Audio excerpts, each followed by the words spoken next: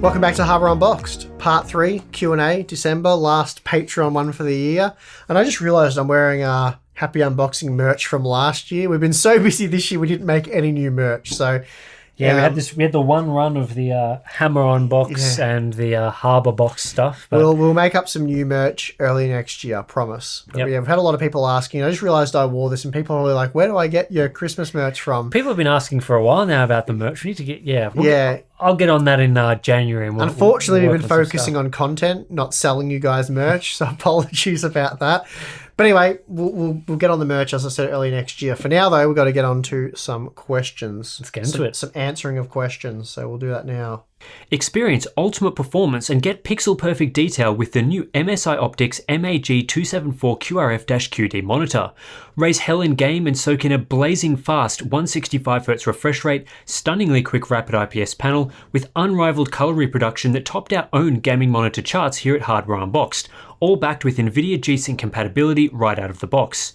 Offering 1440p resolution at 27 inches in size, MSI really has set a new standard for enthusiast gaming monitors. If a gaming monitor could be described as coming close to perfect, this would be it. So learn more about MSI's new Optics MAG274 QRF-QD monitor via the links below. Okay, first question here. I have been reading articles that resizable BAR is possible on Ryzen 3000 as well. Do you think more motherboard manufacturers will support this feature on older hardware? It doesn't matter much which GPU you are using when using resizable BAR. I haven't done a whole lot of testing on sort of like, AMD's smart access memory stuff since the initial reviews. Yeah, since the review. Forgive me, I just haven't had time. I initially had planned to test like 40, 50 games at a few different resolutions and stuff and see what the performance impact was with SAM enabled, but due to time, haven't done it. To answer the first part of the question, is it possible on Ryzen 3000? Certainly should be. Should be possible on pretty much all the Zen-based processors. So it seemed like it was something that maybe AMD was using initially to sort of push and sell the Ryzen 5000 series, which probably seemed a bit unnecessary because they've been selling well anyway. But probably they wanted to get those parts out in the wild, see if there's any bugs or issues that come up, address those, and once it's pretty well foolproof on Ryzen 5000, move down the product stack. Perhaps, obviously, there's less incentive for them to, spend the time developing, support for older CPUs that they've already sold. But certainly possible, and I think an indication of that was probably before the Ryzen 5000 series launched. Nvidia came out and officially claimed that they had that technology working on Intel and AMD processors, and presumably at that point in time they were using a Ryzen 3000 CPU. So, well, it's just a PCIe feature. It's just one of the things that up until now people haven't really taken any consideration to. I guess AMD and now Nvidia have realized, we can get a little bit of extra performance by enabling this feature. So it made no sense for Nvidia to spend much time developing it. Yeah, that's right. It's been interesting that a couple of board manufacturers have come out and enabled this feature, probably against AMD's will. Which happens every time. Yeah, we'll see whether those features get taken out of BIOS updates because they usually, the board manufacturer comes in and they're like, we can do this. And then AMD's like, nope. At least not yet. That back, thanks. We're not going to allow you to do that. So we'll see what happens there. But I would expect very shortly that we'll have almost every platform have this sort of functionality, and it'll become just a vendor agnostic thing, which would be great. Next question. With the recent influx of Patreon/float planners and massive increase in viewership, what are you planning on using the additional funds for in terms of testing equipment and making capital quality of life investments around the lab? Also, had the unfortunately fortunate incident not transpired, how much longer do you reckon it would have taken you to hit those same subscriber/sponsorship counts? Yeah, there's always things that we're trying to improve around the channel. I mean, we've both got lots of major projects going on. You're currently building a new studio space, so yeah, things like Patreon, float plan money do help out for those sort of things. Obviously, as time goes on, we're finding ourselves buying more and more hardware to test on the channel. So more motherboards, more monitors, more GPUs, and the more funds that we have allows us to separate ourselves as much as we can from OEMs and companies, so that if they decide to blacklist us, like companies are sort of pulling the trigger every now and then, that doesn't impact us at all. And then, there's always some, testing hardware, new camera gear that we're always interested in upgrading to. And so it's just gradual improvements over time as sort of, as the channel's viewership. That's right. Like, the recent events haven't really changed anything or really even accelerated anything. We've seen about 3 months growth out of this. So we've got 3 months growth for free, which is great, but it doesn't really change anything. As Tim says, we're still doing all the same things. Obviously, the more support we get on platforms like Floatplane and Patreon, it makes us even more independent, I suppose. We don't have to worry about, we don't worry at all about companies anymore, about what they think or what they say or what they're going to do. If they want to play ball, we play ball with them. If not, they can bugger off, as I clearly said in my video. We don't care at all anymore. We obviously don't want to go out of our way to annoy them. It's beneficial for both parties, I think, if we can work with them, because we get to provide you guys with honest reviews as quick as possible, which I think is always the goal, which is the only reason I would say that we're working with these companies now, is so we can provide you guys with that information as quick as possible. It's also beneficial, especially for you guys, to have an open channel of communication with the company, so that if there are concerns and things that we can ask them questions and get answers to. So that's right. And again, that benefits both parties again. Yeah, that's right. Their products don't get misrepresented, or performance or whatever it may be. So we've seen about 3 months growth out of it, which was good. I've got a few numbers here. So it was a 10% increase in total sub count. So again, that's not nothing. Hasn't really changed the direction of the channel. We would have got there 3 months down the track anyway. But still, that's really good. We saw a 20% increase in views for the month. And then although it was a 10% increase in total subs, it was a 200% increase for that month. So as I said, it was 3 or 4 months rolled into one. So that's kind of cool. And we saw about a 20% increase in Patreon members. Not sure about Floatplane, but probably similar. Yep. Just a smaller number, because we haven't had the Floatplane account for as long.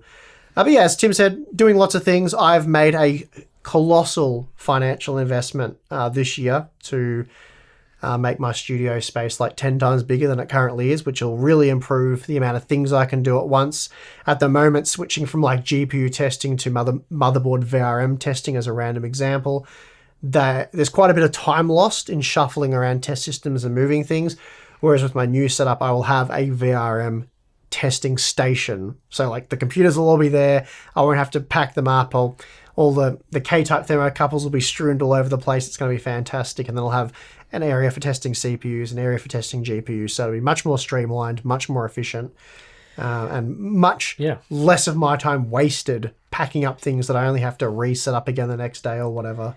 Yeah, I think we invest a lot of money in all sorts of areas of the channel, all sorts of areas of content as well. I've just been investing some money improving our display testing tools so that we can revamp that for 2021.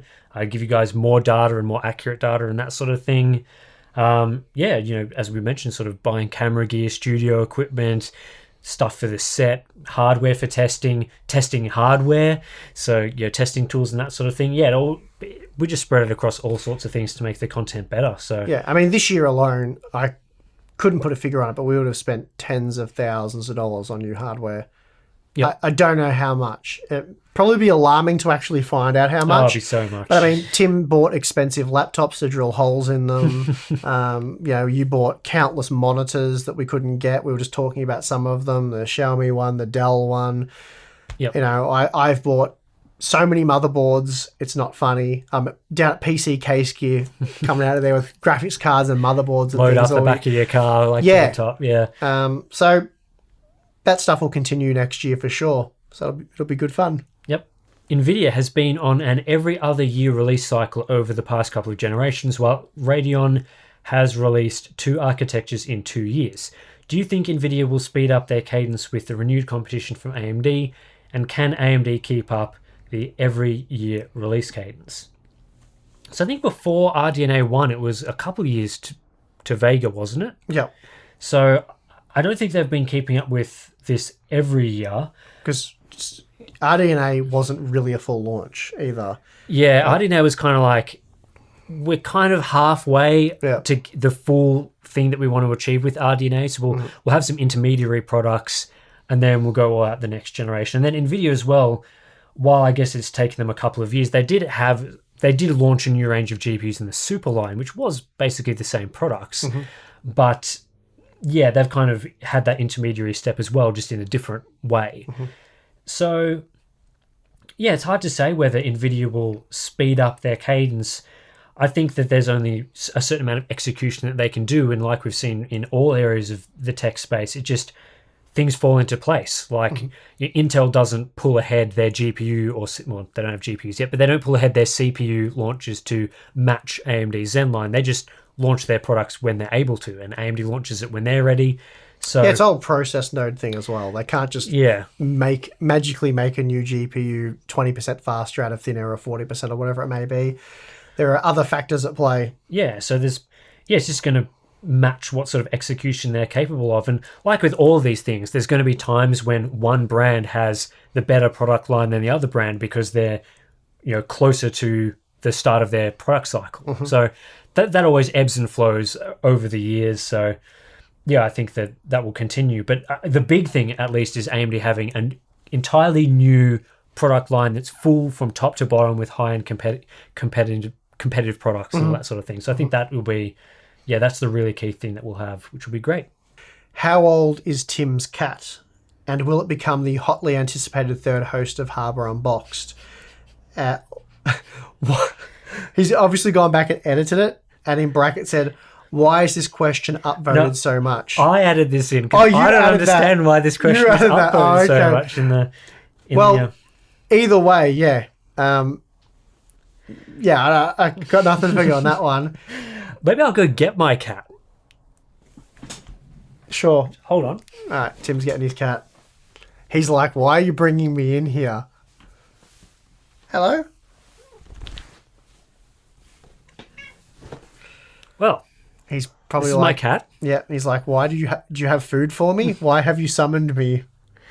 See, he's a bit confused because he never really comes in here. This is my cat Jarvis, and he's 8 years old. He does look very confused. He's like, where's the food? He's like, why did you bring me here if there's no food? Yeah, he's very confused right now. He's so confused.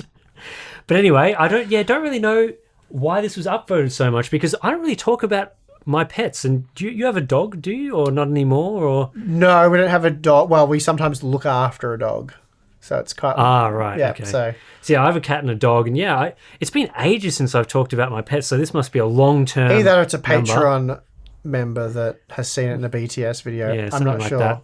So, but anyway, yeah, it's my cat Jarvis. And yeah, he's probably too annoying to have as a host. He'll just try and get pats like he is now. And he kind of just wants food all the time. Yeah, that's what I've noticed. He's all about the food. So he's kind of smart like that. He's really going all out for the scriptures right now. So it's like, well, anyway, that's Jarvis. Say hello to the camera. Hello.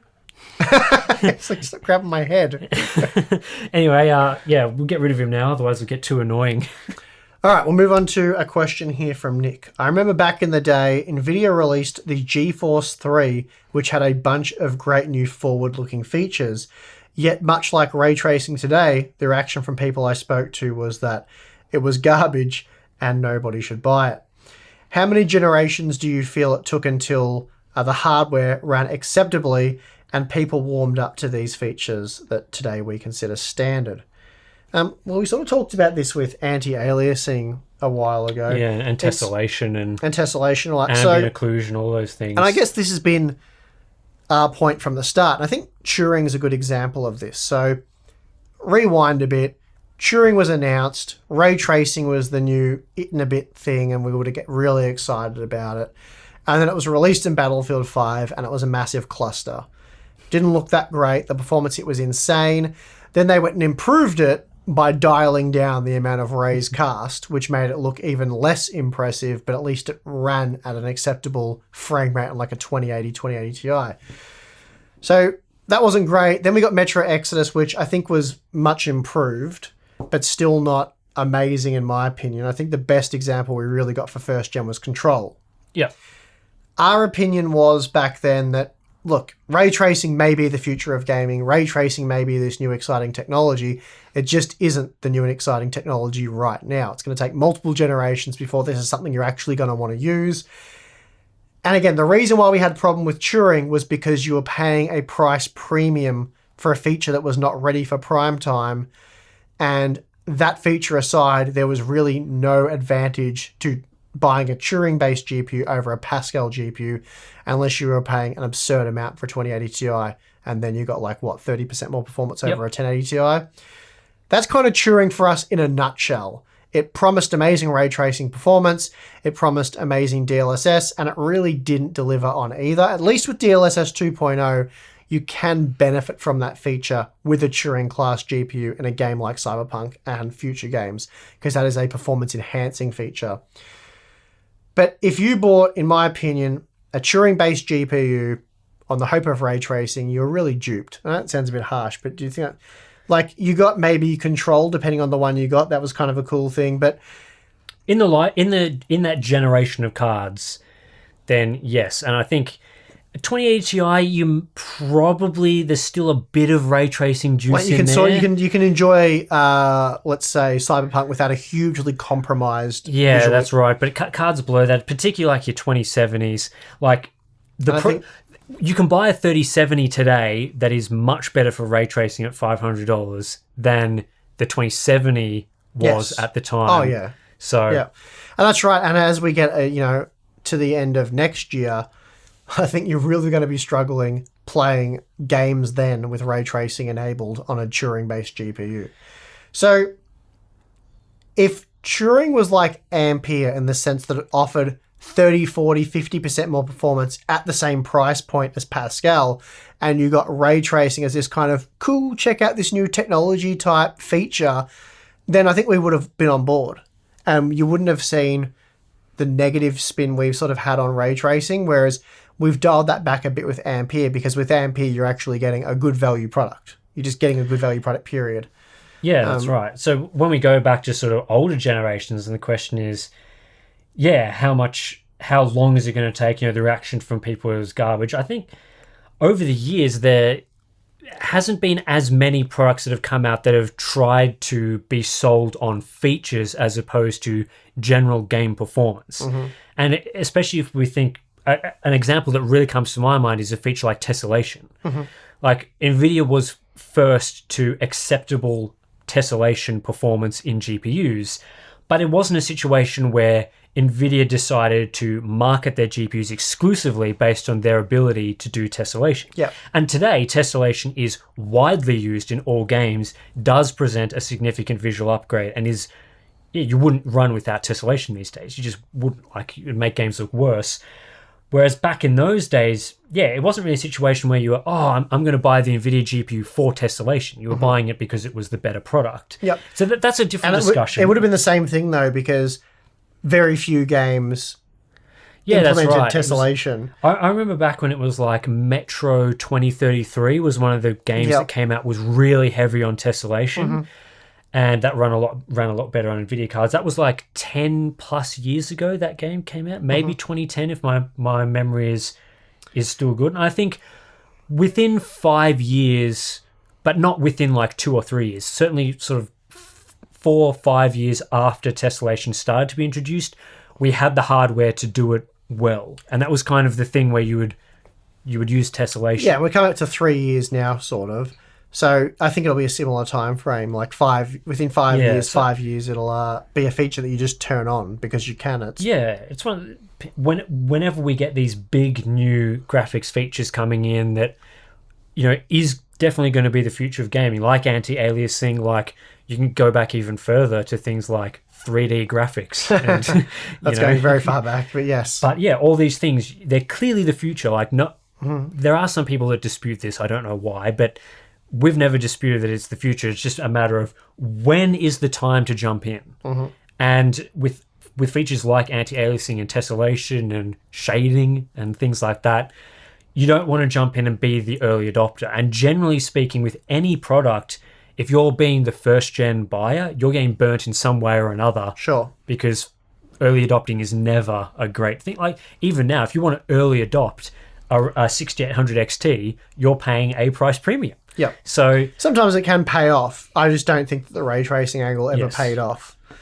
You really have to do some serious, I don't know, mental gymnastics to sort of get to the conclusion where, no, buying my Turing GPU was totally worth it for ray tracing. Like if you went from a 1080 Ti to an RTX 2080 because you thought that everything was going to be ray traced and it was going to look so much better, then yeah, you set yourself up for a bit of disappointment there, I think.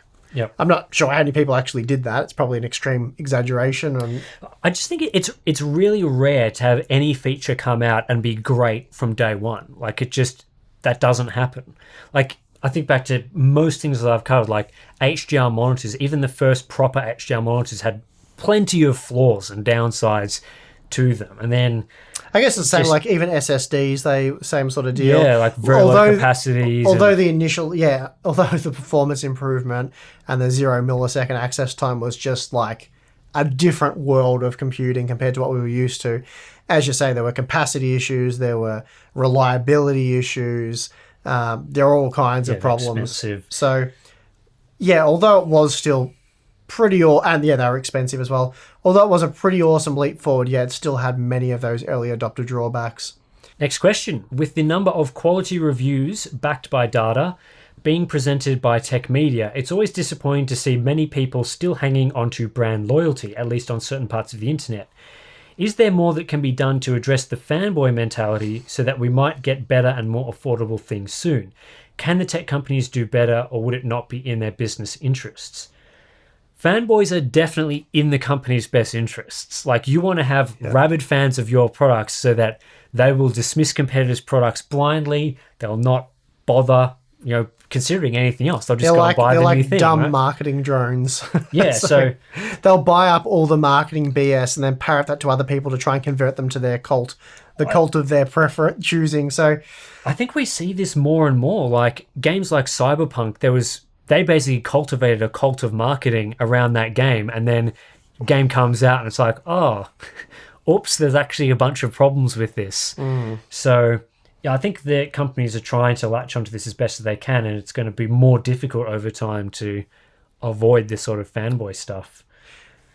Yeah, it's an interesting thing with our YouTube channel, because I think the percentage of people that are just fanboys, let's say, that only want to hear positive things said about their brand, and anything negative is just the worst and they'll attack you for it.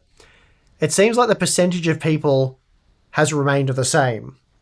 So although the channel went from a couple of thousand viewers to 10,000 to 100,000, now up to over 700,000, that number of people has obviously grown because the percentage has remained the same. But I don't think the percentage has really gotten smaller or bigger.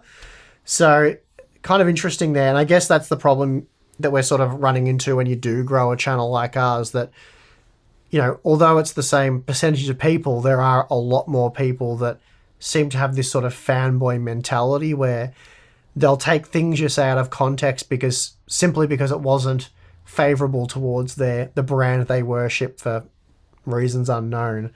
But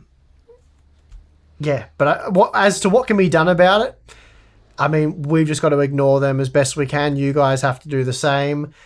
And yeah. I think fanboys almost treat these companies like an entertainment product, like a reality TV show, or like a TV show where you latch onto characters and you want to see them succeed or fail. You watch a TV show, you always have your favorite character, and you want the best for them, and there's always the evil guys, you want to see them doomed or whatever.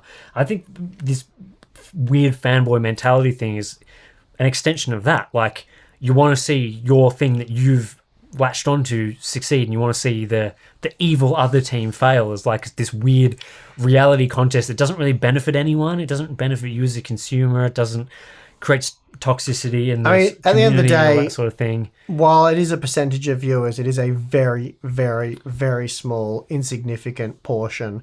And while people tend to focus on negative criticism leveled their way, we've been doing this job for so long that Tim usually laughs at half of it, and I do my best to ignore it. So we don't care too much, and I think you guys just have to ignore it as well. And I guess that's why, we've really not a shameless plug here, but we've really grown to appreciate things like Patreon and Floatplane, where we've created a Hardware Unboxed community there, because we don't really see that sort of thing happening there. There's people with Intel CPUs, there's people with AMD CPUs, and one doesn't attack the other. It's certainly not tolerated if they do. It's about people who are into computer hardware and just, because as I said before, like right now, if I was building a budget PC, I'd probably buy like a Core i5-10400F. It seems to be like the way to go right now. Could change early next year.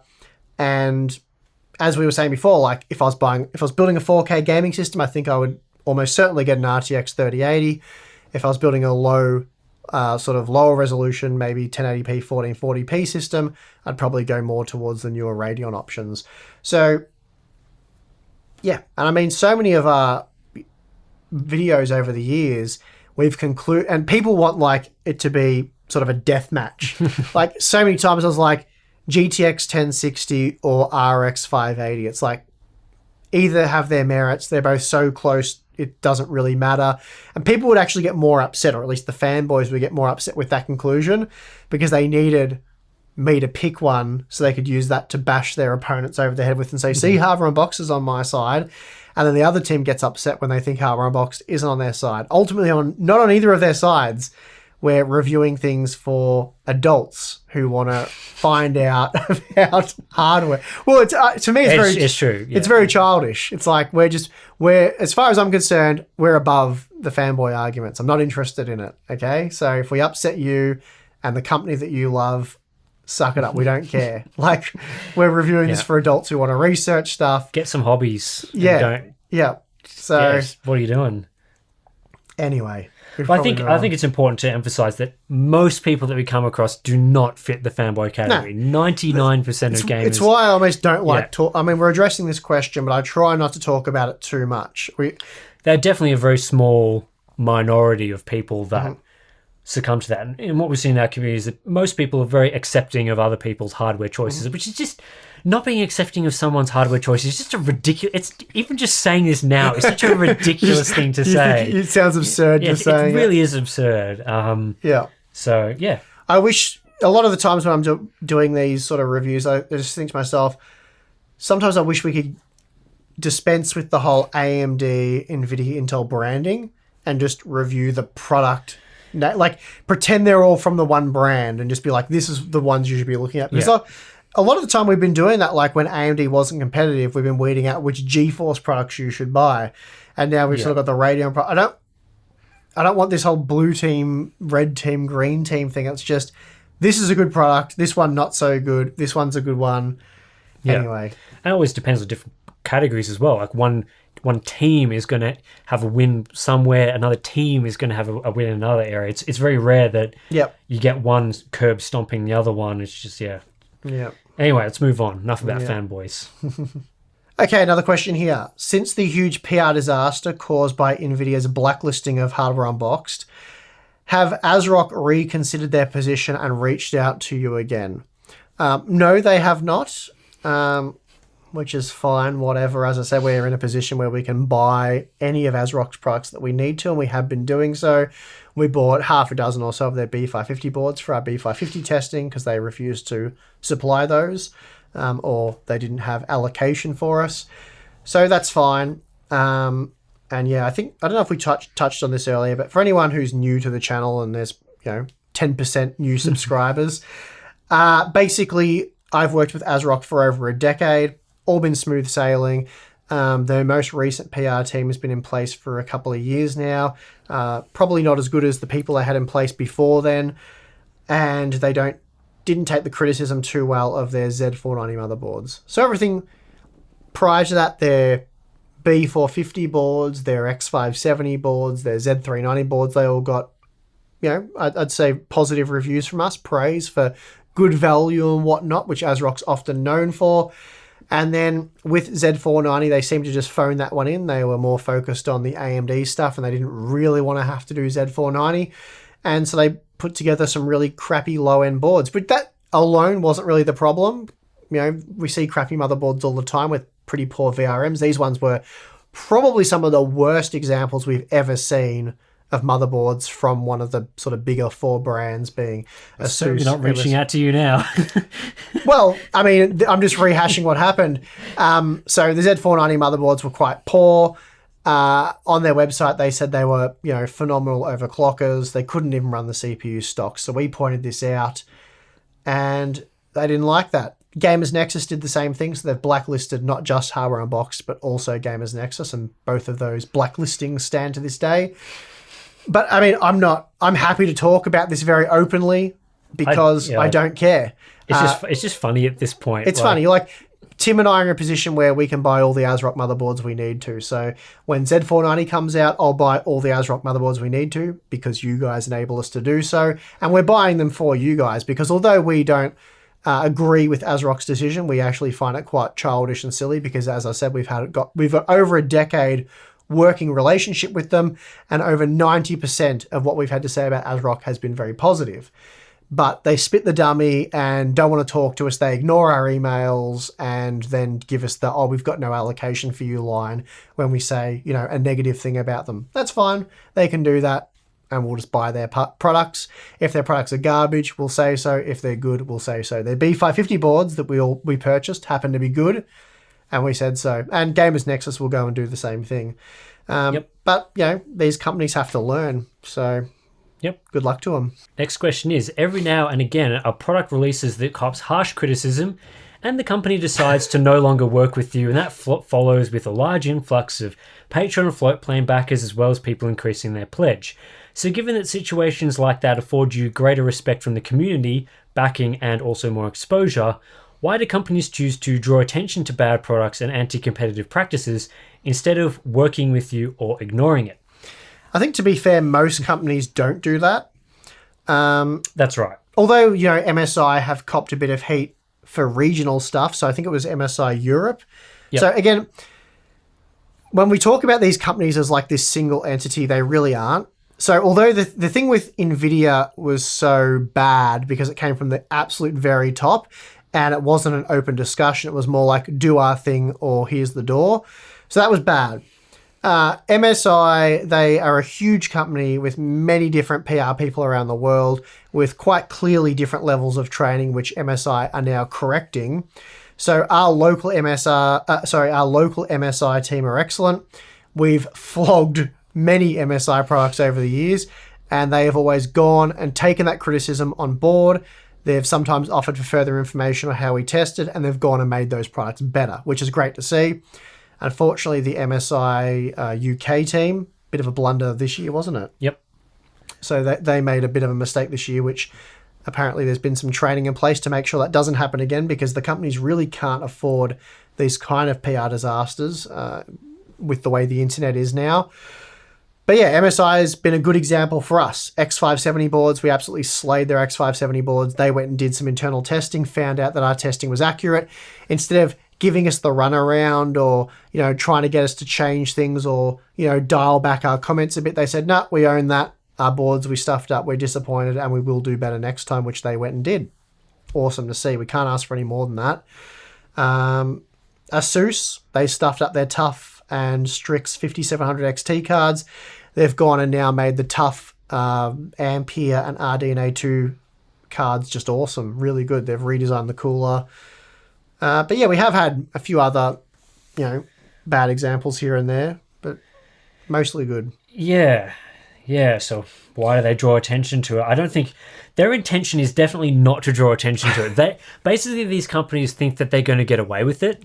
And I don't think they really realize the magnitude of the situation or what they're saying. So in situations like MSI with the Tech Team GB situation, it's basically someone thinking, well, this person that I'm sending this email to trying to pay to not have a review published is going to agree with me and they're going to take the money and not publish the review and it's going to be beneficial all around. Quick fix. But they sort of misunderstand the relationship and what is actually going to happen when that happens. So these companies basically think, oh, we're just going to do that. It's going to go away. It's going to be fine. I think Nvidia probably thought that was. Well, it depends on the integrity of the reviewer as well. And I'm not targeting anybody when I say this, but it wasn't guaranteed that it would go the way it would. Because Yes. Tech Team GB, while I think he's got about 100,000 subscribers now, I could be wrong on that, but very high quality channel, but he puts in a lot of work and his channel isn't huge yet and he's been doing it for quite some time. It's just very competitive on the platform. There's various reasons for that. But maybe he would take an easy payday because maybe he's struggling with bills and that maybe they were hoping that would be the case. But obviously he's got a very high level of reviewer integrity and didn't do that, which is great to see. But I guess maybe in the past that sort of thing has worked for them. Maybe it worked better with websites opposed to YouTubers. I don't know. I'm just throwing something random out there. But yeah, obviously the idea is to quickly rectify a situation. So this was a low-level employee that had to get a good return on investment.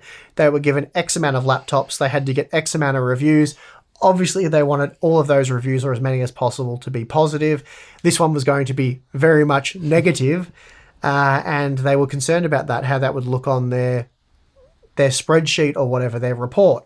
So they've obviously been given, and this is another thing people didn't get. They're like, oh, but this person wouldn't have money to bribe. And it's like, well, they're given a marketing budget.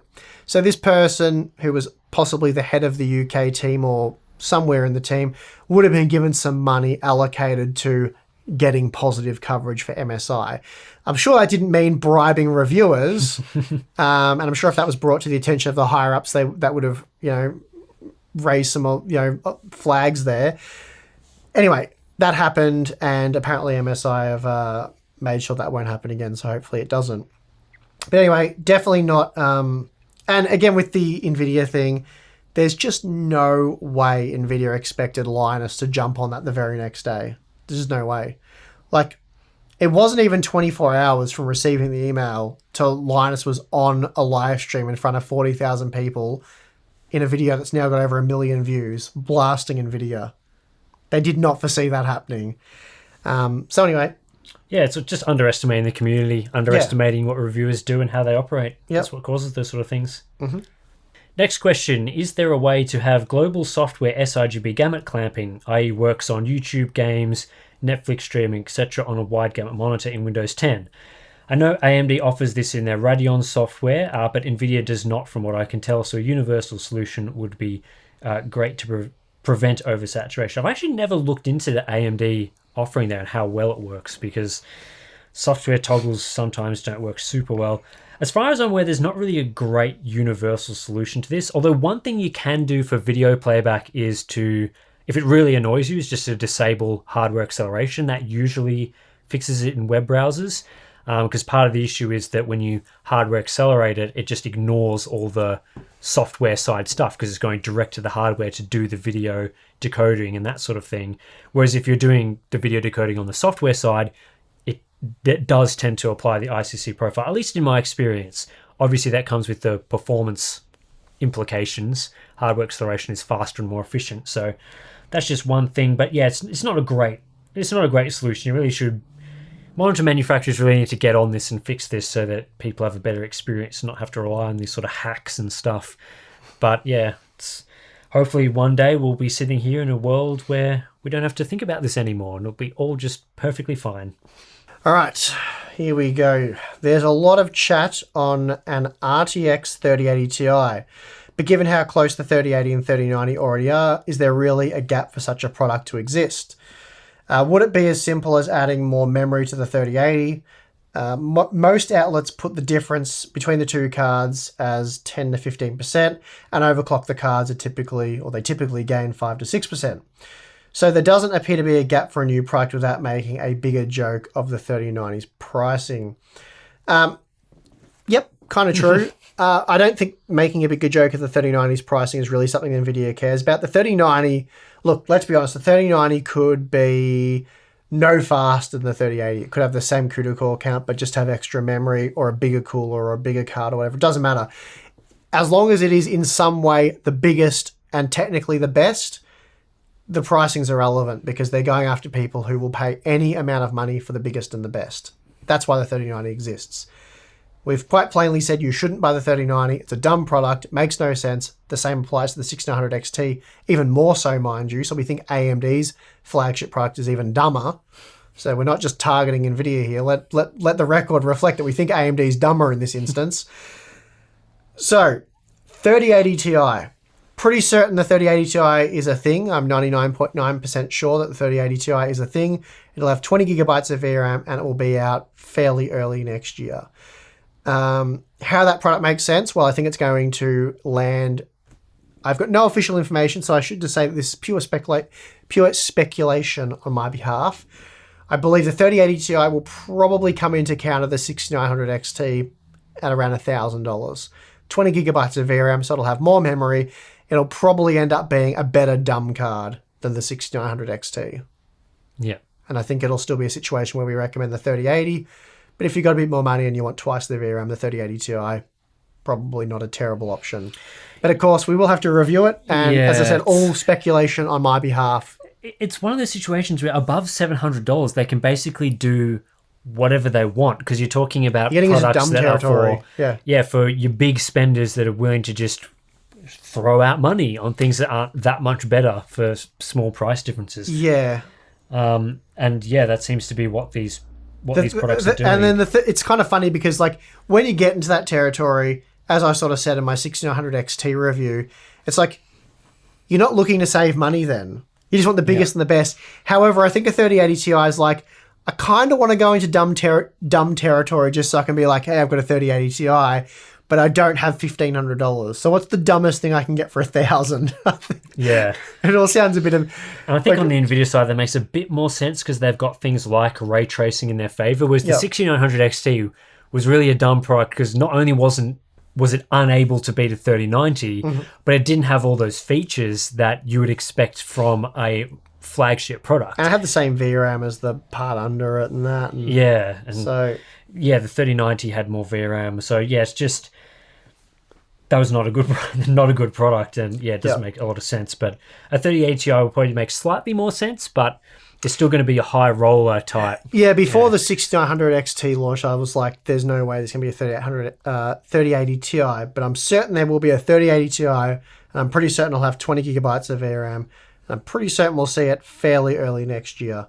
So anyway, we'll see how accurate I am on all of those guesses that are nothing more than pure guesses. So if I get them right, yay. But there was no research or any kind of genius that went into making that crap up. So moving on. With PCI Express 4.0 being adopted widely across graphics cards, are we losing performance when using a PCIe 3.0 riser, so a riser cable to vertically mount your card? When vertically mounting, I should have just finished reading the question. When vertically mounting the beautiful new graphics cards.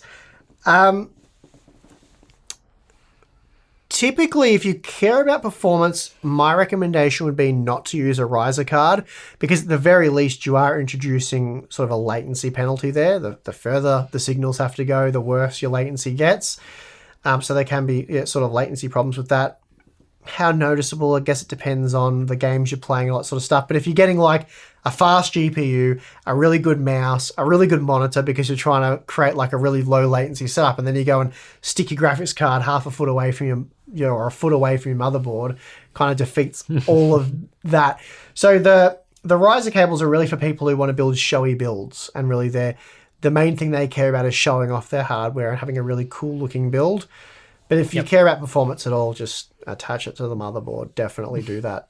And I think with PCI Express 4.0, it's not that I'm not even sure that it would make it run in PCI Express 3.0. I think it would still run in 4.0. You'd just be more likely in the 4.0 mode to run into stability problems and stuff like that. Because it's all about shielding the signal. And you would need a 4.0 certified riser cable. So if you had a really expensive, really well shielded 3.0 cable, should be fine. But again, if you care about performance, just don't do it. I think it's the best advice I can give you. Save the money on the $100 US highly shielded cable. It's pretty crazy because a decent motherboard costs that much. And then you're worrying about vertically mounting it. And half the time they don't even get, because they're designed to work horizontally, the cooler, cramming it up against glass or whatever. Anyway. Not ideal. Done. All right, we're done. Yeah, it's nice. It's been a long year.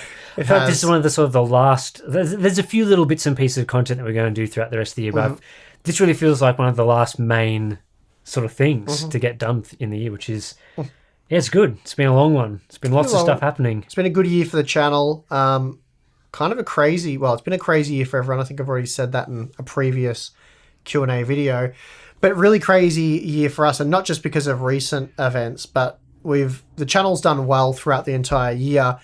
I think we entered this year with like 439,000 subscribers, which was, to me, crazy at the time. Like, the channel was already pretty big in my eyes, and we've grown by over 60% this year.